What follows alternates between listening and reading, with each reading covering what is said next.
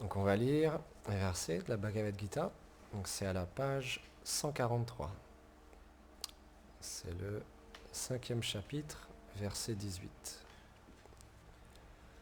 Donc avant de lire les versets, on va réciter une prière d'invocation. Om Namo Bhagavate Vasudevaya. Om Namo Bhagavate Vasudevaya. Om Namo Bhagavate Vasudevaya. Om Namo Bhagavate Vasudevaya.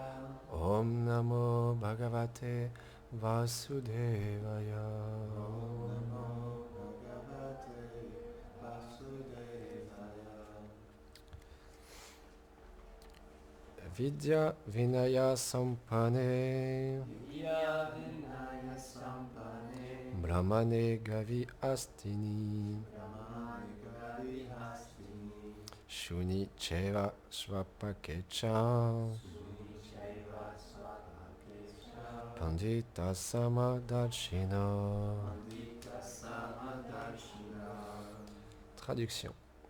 Le sage voit d'un œil égal un brahmana doux et érudit, une vache, un éléphant, un chien et un mangeur de chiens. Commentaire. Par le service d'amour qu'il offre au Seigneur, un dévot se situe au-delà de l'énergie matérielle et devient libéré de l'identification avec la matière. Il se voit en tant que l'âme spirituelle et perçoit le Seigneur qui l'accompagne en son cœur.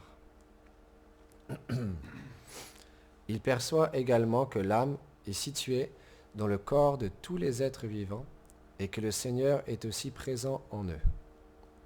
Il voit donc d'un œil égal les êtres vivants et ne fait plus de distinction entre un hindou, un musulman, un chrétien, etc. Un animal, un homme de haute ou de basse naissance. Il comprend que de telles distinctions ne sont apparentes que pour celui qui est recouvert d'ignorance.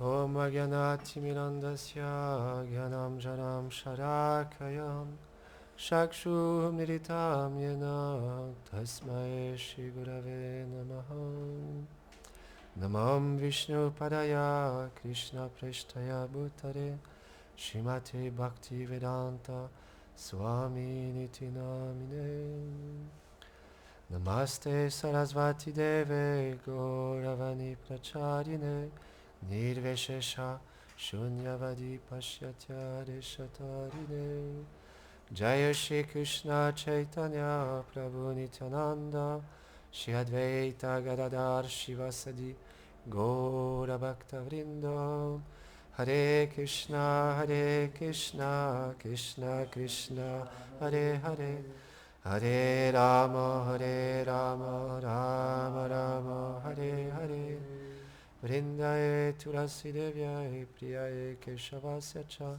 Krishna Bhakti Pratyadevi Satyavate Namo Namaha Vamchakarpatarubhyacha Kripa Sindhubhya Evacha Patitanam Pavanebhyo Vaishnavebhyo Namo Namaha. Avant de commencer à parler, j'implore les bénédictions de mon maître spirituel, Sika Govinda Maharaj, à toutes les dévotes et les dévots ici assemblés, toutes les personnes qui nous regardent aussi, qui nous écoutent. Donc c'est ça le pouvoir de la connaissance, c'est de nous révéler la bonne conduite et de nous permettre de réaliser de quelle manière nous devons vivre en harmonie avec tous les êtres, et y compris les animaux et les végétaux. Parce que, comme Krishna il explique ici à Arjuna dans ce verset, un sage, c'est quelqu'un qui perçoit la vérité chez tous les êtres. Il est comparé comme à une abeille. On prend souvent cet exemple. On peut soit être comme une abeille ou soit être comme une mouche. C'est un exemple très, très facile à comprendre parce que une mouche, elle, sa fonction et son conditionnement, c'est que bien qu'on va lui présenter un pot de miel, on va lui présenter différentes choses, elle va être plutôt attirée par les choses qui sont moisies, même les excréments, et elle va plutôt se réfugier dans ces endroits-là, alors que l'abeille, elle, elle est experte à toujours prendre le nectar qui se trouve dans les fleurs et retirer le nectar dans n'importe quelle situation. Et un sage, c'est la même chose. Il est expert à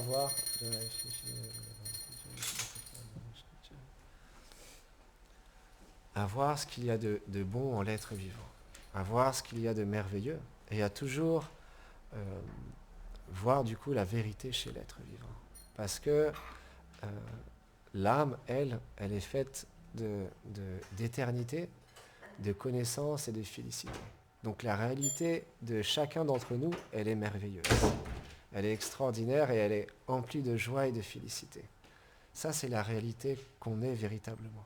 Mais si on est un peu comme une mouche où on voit simplement le défaut des êtres, les conditionnements, où on voit juste ce qu'une personne nous a fait de bien ou de mal et on perçoit juste cette chose-là, on voit juste en rapport avec ce monde finalement, juste ce qui recouvre l'être vivant et le conditionnement qu'a l'être vivant, alors on va commencer à juger, à voir des fautes chez les êtres et à devenir finalement seul, parce que au bout d'un moment, si on perçoit que cette chose-là autour de nous, on va juste se retrouver seul et on va plus pouvoir relationner avec les êtres vivants dans ce monde.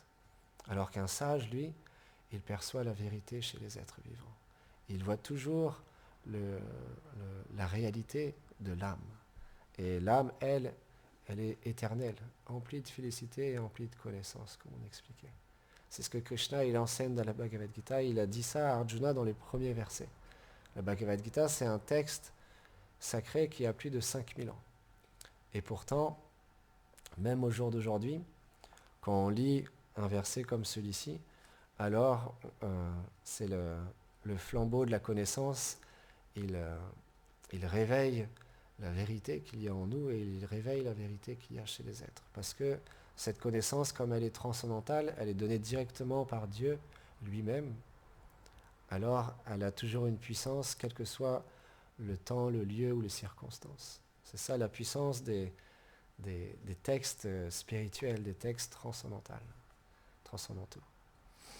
C'est qu'ils sont effectifs en tout temps et en tout lieu et pour tout le monde, quel que soit le pays d'où on vient, quelle que soit la religion que l'on a, qu'on soit chrétien, musulman, hindou, bouddhiste, athée, peu importe. La Bhagavad Gita, elle est accessible à tout le monde. Tout le monde peut en tirer la connaissance transcendantale et l'appliquer dans sa vie. Srila Prabhupada, un grand sage dans notre lignée, il expliquait, un jour il y avait des chrétiens qui lui posaient cette question, mais vous parlez de la Bhagavad Gita, vous êtes venus convertir du coup les chrétiens à devenir des hindous, et il a dit non, pas du tout. Moi, mon seul but est de venir partager les enseignements du Seigneur, et ils sont accessibles pour tout le monde.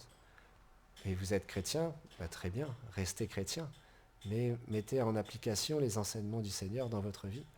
Et de cette manière-là, vous pourrez voir Dieu et développer une relation avec lui et être pleinement dans la réalité. Donc ça, c'est les enseignements des sages. Parce qu'ils sont très miséricordieux. On explique que c'est les personnes qui sont les plus compassionnées envers les êtres vivants. Un jour, il y avait un sage qui se trouvait au bord de la mer et il a vu un scorpion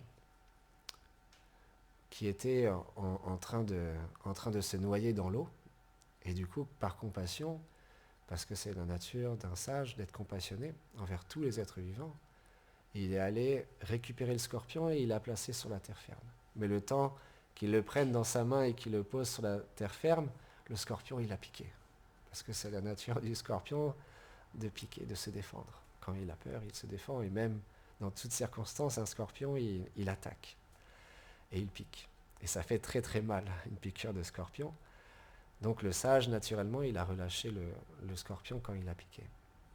Mais le scorpion, il est retourné dans l'eau. Et le sage, de nouveau, bien qu'il a eu très mal, il est allé récupérer le scorpion et de nouveau, il l'a placé sur la terre ferme et de nouveau, il s'est fait piquer par le scorpion. Et il a fait ça plusieurs fois parce que le scorpion, à chaque fois, il retournait dans l'eau et il était sur le point de se noyer. Et il y a quelqu'un qui passait, qui lui a dit « Oh, sage, qu'est-ce que tu fais ? Tu es un peu idiot. Regarde ce scorpion, il te pique et il retourne dans l'eau. Tu devrais arrêter de faire ça. Tu devrais le laisser mourir.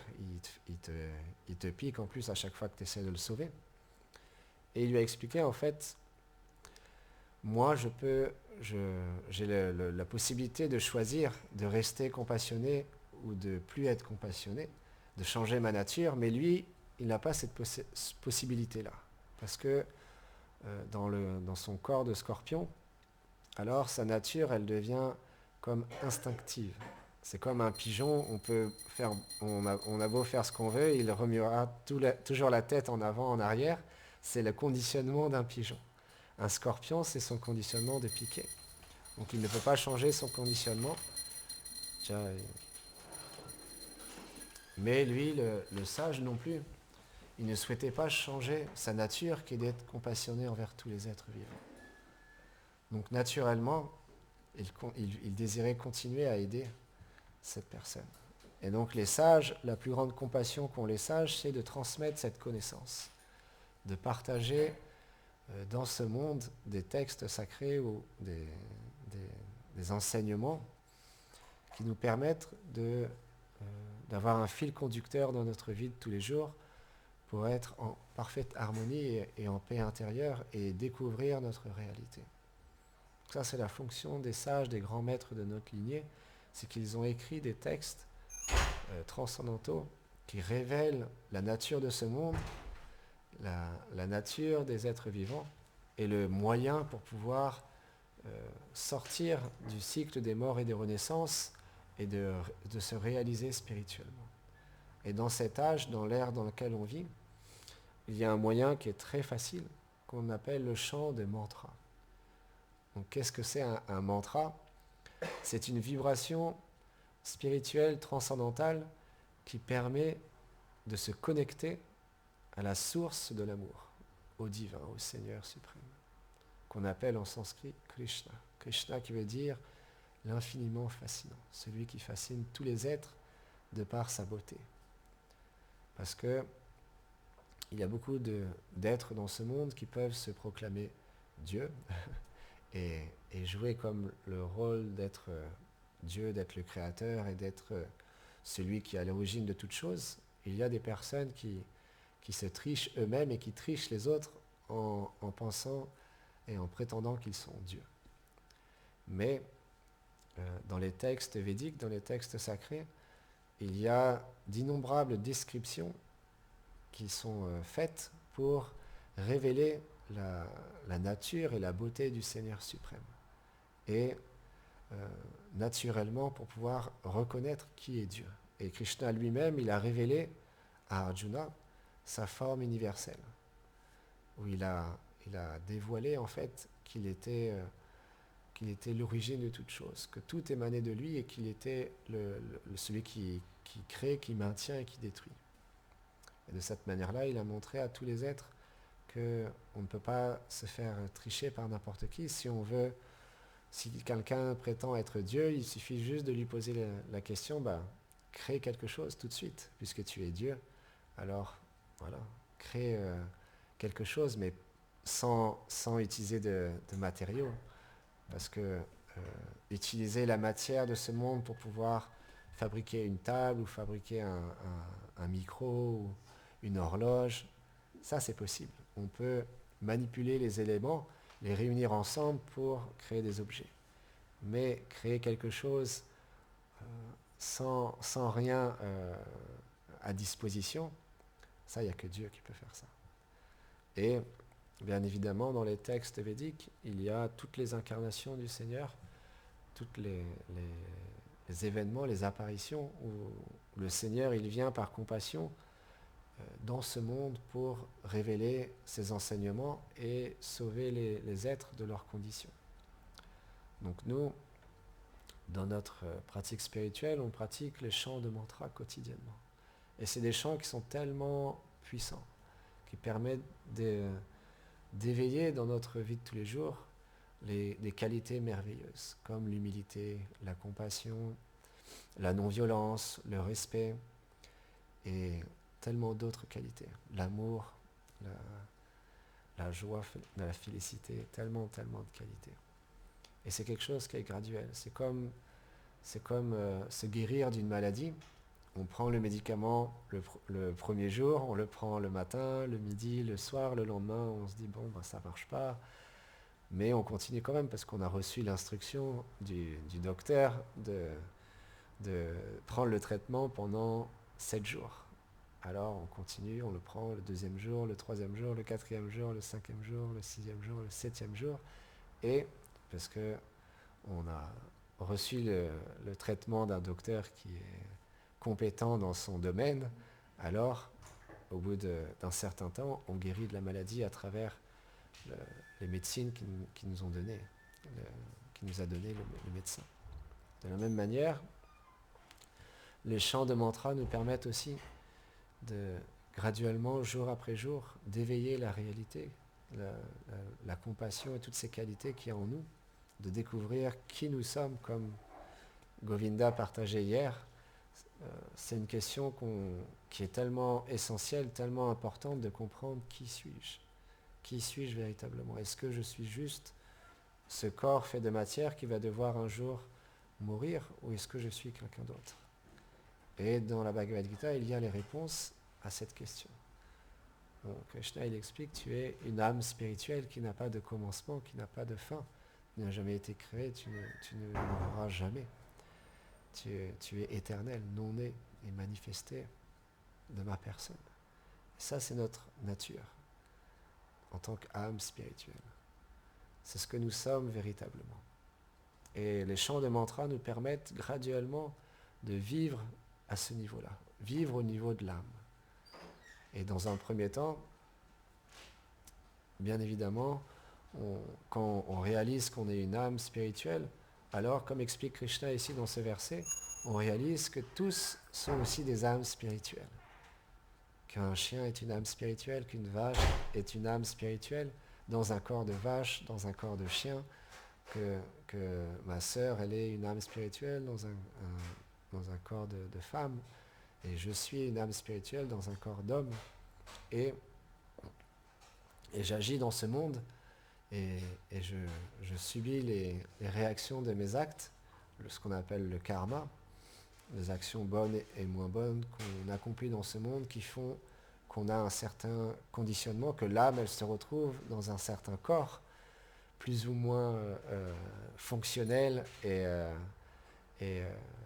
propice à l'éveil spirituel. Parce que, comme on expliquait dans l'histoire d'avant, quand l'âme se retrouve dans le corps d'un être vivant comme un arbre ou une plante ou un chien, un reptile ou un scorpion, alors elle subit juste le cycle des morts et des renaissances, où elle suit une évolution dans l'espèce des végétaux et des reptiles, des insectes, des mammifères, alors que quand on obtient une forme de vie humaine, on a l'opportunité de choisir. On ne vit plus par instinct.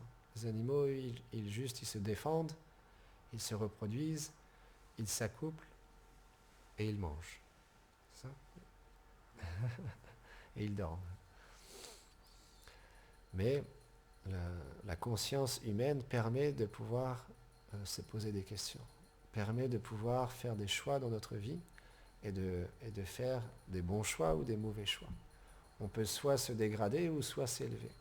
Tout dépend de la conscience dans laquelle on vit, tout dépend du but qu'on s'est fixé dans la vie, et tout dépend aussi de l'association que l'on a dans notre vie de tous les jours. Parce que l'association que l'on a va déterminer la personne qu'on devient, l'éducation qu'on reçoit de nos parents, de nos professeurs, et indépendamment de comment on suit ces instructions-là, alors notre personnalité se crée et se manifeste de telle ou de telle manière. Mais ça, c'est juste dû à l'association. Il suffit qu'on s'associe avec d'autres personnes et notre nature change. Et donc ça, c'est ce qu'on appelle le pouvoir de l'association. Et on peut le comprendre très facilement à travers un beau divertissement, une belle histoire qui est racontée dans le Bhagavatam, le pouvoir de l'association des sages. Un jour, il y a un chasseur qui se trouvait dans la forêt. Et parce qu'il avait reçu l'enseignement de son père de chasser d'une manière très particulière, alors lui, il tirait une flèche dans les différents animaux, dans un lapin, dans une biche, un sanglier. Il tirait une flèche dans une partie du corps, par exemple dans les pattes de l'animal. Et il tirait une deuxième flèche et il laissait l'animal comme entre la vie et la mort, pour qu'il souffre encore plus, parce que c'était sa manière dont il avait appris de son père, de faire souffrir les animaux de cette manière-là. Donc il chassait de cette manière-là. Mais un jour, un grand sage qui s'appelle Narada Muni, il s'est rendu dans cette forêt où ce chasseur chassait. Et donc, il a vu un animal en train de souffrir énormément, avec une flèche dans la patte, une autre dans une autre partie de son corps, et il était vraiment en train d'agoniser.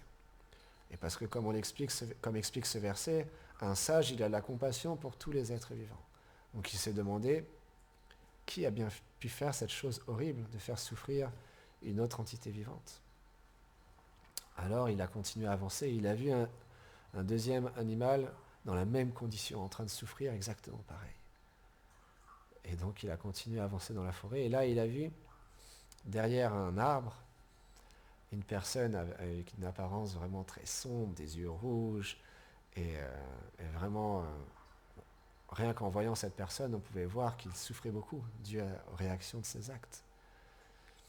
Et Narada Muni il s'est avancé dans la forêt, donc il était sur le point de tirer une nouvelle flèche avec une biche. La biche, en entendant Narada Muni rentrer dans la forêt, le grand sage, la biche s'est enfuie. Et là, le chasseur, il s'est retourné, il a dit, qui a fait enfuir ma proie? Qui a fait enfuir ma proie? Et là, il a vu le sage. Hé, sage, qu'est-ce que tu fais ici? Tu n'as rien à faire dans une forêt. Je suis en train de chasser, laisse-moi chasser tranquille. C'est ma nature, je suis un chasseur. Donc il pense, c'est ma véritable identité, c'est d'être un chasseur. Donc il dit au sage, je suis un chasseur, laisse-moi faire ce que je dois faire. Mais le sage, puisqu'il est compassionné envers tous les êtres vivants, il a voulu aider ce chasseur. Et donc il lui a dit, mais ne sais-tu pas que quand tu fais souffrir d'autres êtres vivants, tu vas en subir les conséquences au même titre. Et toi-même, tu vas devoir souffrir dans tes vies suivantes de la même manière que tu as fait souffrir les êtres vivants. Et il lui a dit, tu devrais réfléchir à 2 fois avant de continuer à faire cette chose-là. Je te conseille plutôt d'agir autrement. Et par l'association, par le pouvoir de l'association du sage, et par les paroles, donc la connaissance qu'il a entendue, qu'il a reçue, il a commencé à réfléchir, il s'est posé la question, mais oui, et il a dit c'est vrai, parce qu'il lui a dit qu'il allait souffrir, donc la souffrance l'a fait réagir, et le pouvoir de l'association du sage aussi, il s'est dit mais c'est vrai, tu as raison, mais je ne sais pas quoi faire d'autre. Moi, j'ai appris ça depuis que je suis enfant, depuis que je suis jeune. Je ne sais pas, je n'ai pas d'autre métier et comment je vais subvenir à mes besoins et comment je vais pouvoir continuer à vivre dans ce monde. Et le sage, il lui a dit, en fait, ne t'inquiète pas. Quand tu t'abandonnes au Seigneur suprême, il pourvoit, il maintient tout ce que tu as besoin. Parce que quelqu'un d'abandonné, Krishna il explique dans la Bhagavad Gita, mon dévot qui m'est cher, celui qui donne sa vie à moi, alors je maintiens tout ce qu'il a et je pourvois tout ce qu'il a besoin pour pouvoir rester dans ce monde et pratiquer la dévotion et continuer à prier et à aider les gens. Donc, Narada Muni lui a dit, ne t'inquiète pas. Juste, il lui a dit, au début, il lui a dit, jette ton arc, jette tes flèches, tout ça. Et c'est là où il lui a dit, mais non, mais si je jette tout ça, comment je vais faire pour pouvoir manger? Et il lui a dit, ne t'inquiète pas. Tu verras, le Seigneur prendra soin de toi. Va avec ton épouse, laissez vos richesses, tous vos biens, donnez tout au brahmana et allez vivre simplement au bord d'une rivière sacrée, dans une petite hutte, petite maison, et adorer la plante Tulasi, qui est une plante sacrée, et chanter ces mantras. Et donc, Narada Muni, il est parti, et le chasseur, sa vie a complètement changé. Par l'instruction que lui avait donnée Narada Muni, le sage, il a suivi les instructions et sa vie a complètement changé. Il est devenu tellement heureux, tellement paisible dans sa vie. À tel point que les villageois des alentours qui ont vu le changement en cette personne, eh ben, ils venaient spontanément donner des fruits, des légumes, du riz, du dal, etc., pour le chasseur. Et donc, le chasseur réalisait effectivement, le sage avait raison. Je n'ai pas besoin de me soucier de quoi que ce soit, il suffit juste que j'adore le Seigneur, que je m'abandonne à lui et tout se manifestera. Et Narada Muni, quelque temps plus tard, il est venu voir comment le chasseur vivait actuellement. Il voulait voir du coup son évolution et donner son association. Et quand il est arrivé sur les lieux, le chasseur, il a vu arriver le grand sage Narada Muni. Et en allant vers lui, il a voulu lui rendre ses obéissances en s'allongeant sur le sol de son ombre, comme le veut la tradition, quand un grand maître, une grande personnalité, un saint, il rentre dans la pièce où on le voit, alors c'est très auspicieux et bénéfique pour notre avancement spirituel que de lui rendre nos hommages et notre respect. Mais quand il a voulu s'allonger de tout au sol, de tout en long comme ça, il a vu des fourmis qui étaient sur son passage. Et parce qu'il avait développé tellement de compassion et de respect pour tous les êtres vivants, il ne voulait pas faire de mal aux fourmis. Et il a pris le temps de les laisser passer et les faire partir gentiment pour pouvoir rendre son hommage à Narada Muni, le grand sage. Et Narada Muni, quand il a vu ça, il était très satisfait. Et il était venu avec un ami à lui, un grand sage, il lui a dit, oh, regarde comment ce chasseur est devenu maintenant un saint homme. Regarde comment il a développé de la compassion envers tous les êtres vivants. Regarde comment il respecte tous les êtres vivants maintenant. Sa vie s'est transformée. Et c'est tellement merveilleux. Et donc c'est ce qu'explique Krishna dans le Bhagavad Gita. Graduellement, quand on prend l'association de sages, de personnes qui ont réalisé la vérité, qui savent qui ils sont véritablement et qu'ils sont en connexion très proche avec le Seigneur suprême, alors naturellement quand on s'associe avec ces personnes-là, alors les bonnes qualités commencent à apparaître dans notre vie de tous les jours. Dans notre conditionnement change et Srila Prabhupada disait on devient graduellement un gentleman. Vraiment on commence à développer de telles qualités qu'on ne veut plus faire de mal à quiconque. On veut juste respecter les êtres vivants. Peu importe qu'ils soient de tel pays ou de tel pays, qui ont tel conditionnement, qui font différentes choses, que ce soit même les animaux. La nature d'un spiritualiste, de quelqu'un qui pratique une vie spirituelle authentique, qui est donnée par le Seigneur, alors, naturellement, il développe de la compassion dans sa vie. Et il souhaite aider les gens, aider les êtres vivants. C'est quelque chose qui est très naturel. Et pour ça, le moyen le plus efficace pour nous permettre de devenir un sage comme Narada Muni et de transformer notre vie comme ce chasseur, c'est de chanter les mantras.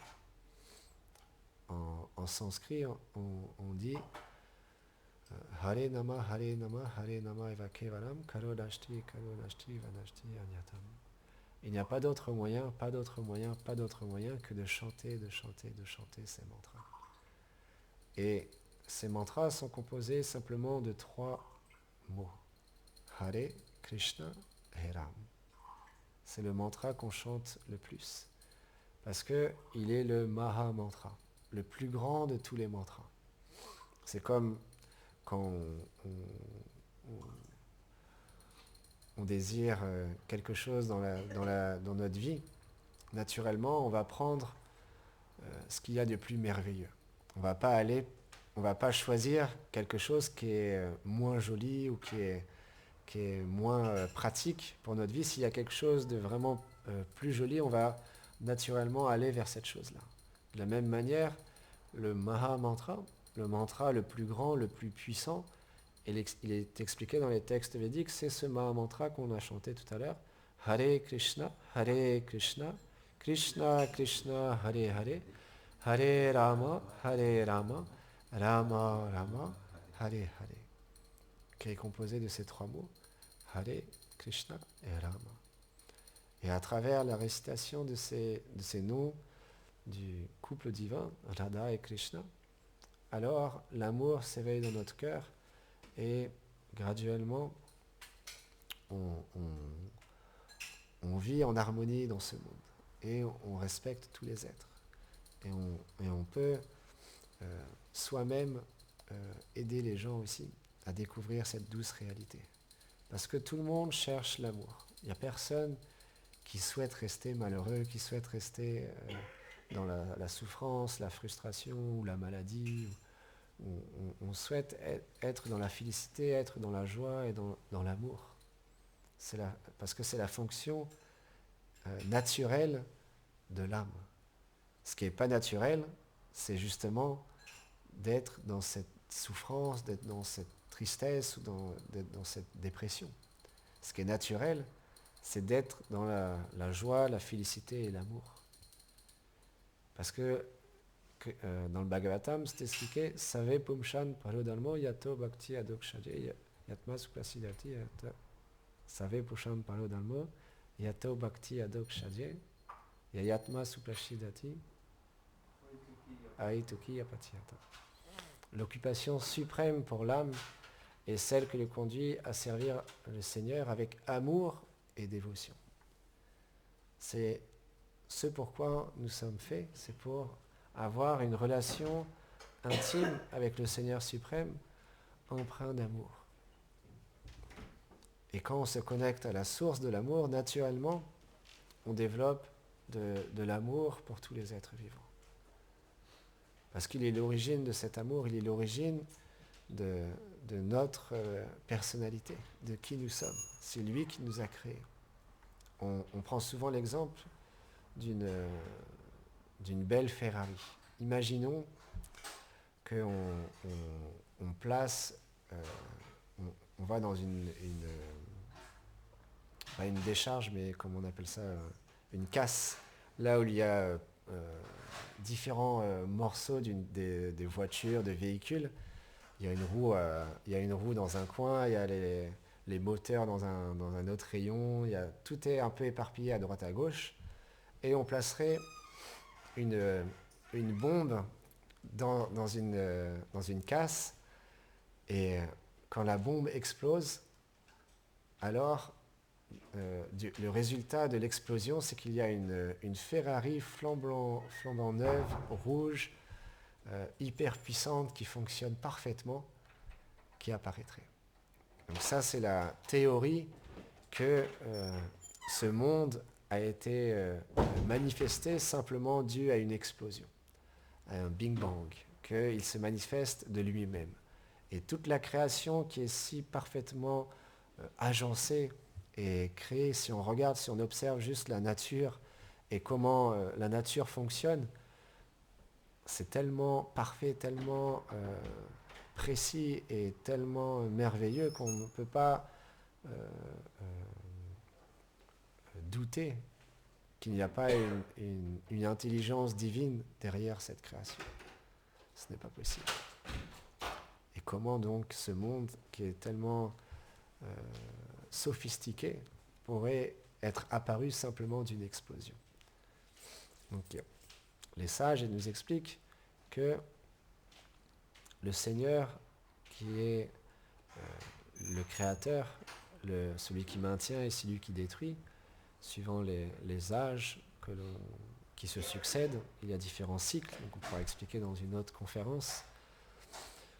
Mais le point, c'est qu'on doit comprendre que la connaissance transcendantale qui est donnée par le Seigneur suprême, elle fait autorité en la matière. Ce n'est pas notre mental ou des personnes qui sont imparfaits qui peuvent décider sur ce qui est vrai et ce qui est faux. On doit aller trouver les informations à la source et auprès de textes authentiques qui sont donnés depuis la nuit des temps à travers une filiation spirituelle, la connaissance qui se transmet de maître à disciple jusqu'à aujourd'hui, qui n'a pas été changée parce que cette connaissance, elle a été transmise de personnes complètement pures, désintéressées, complètement libres de l'identification avec le corps et de désirer obtenir quelque chose en enseignant cette connaissance. Juste les sages qui sont purs, qui sont, comme on a expliqué cette histoire, compassionnés, ils écrivent cette connaissance juste pour éveiller la nature chez les êtres, juste pour partager cette connaissance d'une manière pure à toutes les entités vivantes, pour leur permettre de se reconnecter à la source de cet amour divin, au Seigneur suprême. On va terminer ici. Je vous remercie pour votre écoute. Jai Bhagavad Gita Ki Jai, Nitai Go, Premanande Hari Bo.